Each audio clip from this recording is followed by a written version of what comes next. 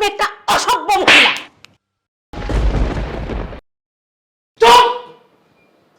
আমার মা অসভ্য না? এত বড় সাহস আপনি আমার সামনে আমার মার অসভ্য বলেন?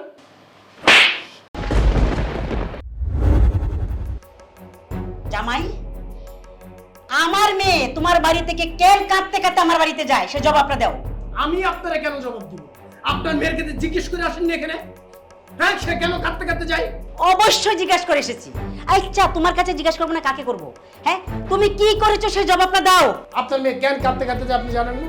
আপনি কি না জেনে আসছেন? আমি তো আপনারা খুব ভালো করে চিনি আম্মা। আপনি সব কিছু জানেন, জানার পরেও আসছেন এখানে একটা সিন ক্রিয়েট করার জন্য। আর তো কোনো কারণ নাই। জামাই, মুখ সামলে কথা বলো। আমি তোমার শাশুড়ি, চোখে চোখে তাকিয়ে কথা বলছো, কোনো শিক্ষা পাও নাই তুমি? বিয়ান সাহেব, আপনি কেন এইভাবে উত্তেজিত হইতেছেন? একটু ঠান্ডা মাথায় কথা বলেন না। কি ঠান্ডা মাথায় কথা বলবো? আস্তে কথা বলেন। আপনি আসছেন আমার বাসায়, কোনো অসুবিধা নেই। আস্তে আস্তে কথা বলেন। কোনো কিছু বলতে হলে ভেতর যেন আমার মার সাথে কথা বলেন, তাতেও কোনো সমস্যা নেই। কিন্তু আস্তে কথা বলেন। এটা একটা ভদ্রলোকের এলাকা। হ্যাঁ, এই এলাকা অন্য ফ্ল্যাটে মানুষের ডিস্টার্ব হয়। ভদ্রলোকের বাড়ি না, যেই বাড়িতে ছেলের বউর সাথে খারাপ আচরণ করা হয়। এই মহিলা, এই তোমার মা, আমার মেয়ের সুখে সংসারে এসে আগুন ধরিয়েছে। গ্রাম থেকে ছোট লোক একটা আসছে, এসে আমার মেয়েকে সবসময় উত্তপ্ত করে, তোমার কান ভারী করে। আপনি কি বলতেছেন এসব? আমি আমার মার একমাত্র সন্তান। আমার মা আমার কাছে এসে থাকবে না? হ্যাঁ, আমার বউ, আমার মা, এই তো আমার সংসার। আমার মা কই যাবে? আমার মা তো আমার কাছে থাকবে। আপনি উল্টা পাল্টা কথা বলতেছেন কেন? ঠিক আছে, ভালো কথা।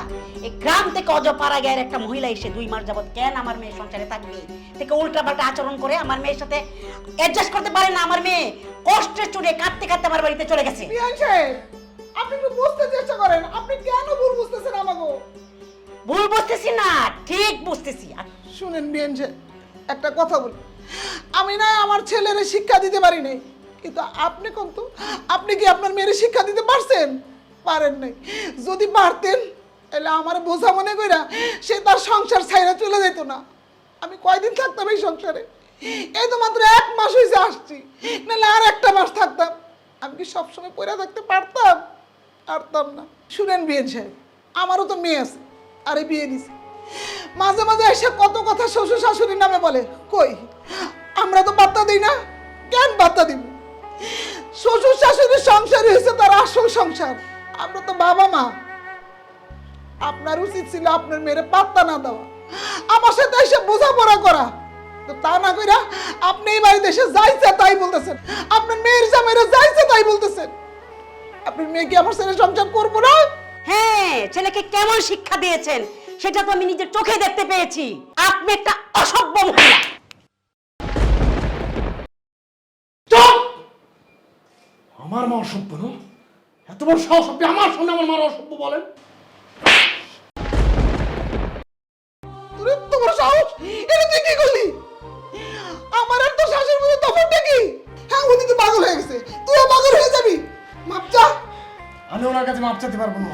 মাপ চাবি, কারণ থাক, সাফাই গাইতে হবে না। তুই আমার গায়ে হাত তুলেছিস, এই রেহানা চৌধুরীর গায়ে তো হাত তুলেছিস। এর শেষ আমি দেখে নেব। আপনার যা খুশি আপনি আমার বাড়ি থেকে বের হয়ে থাকেন, যান আমার বাসা থেকে। আপনি এবং আপনার মেয়ে কেউ যেন কোনোদিন আমার বাসায় পা না দেয়। যান, আজকে কেন?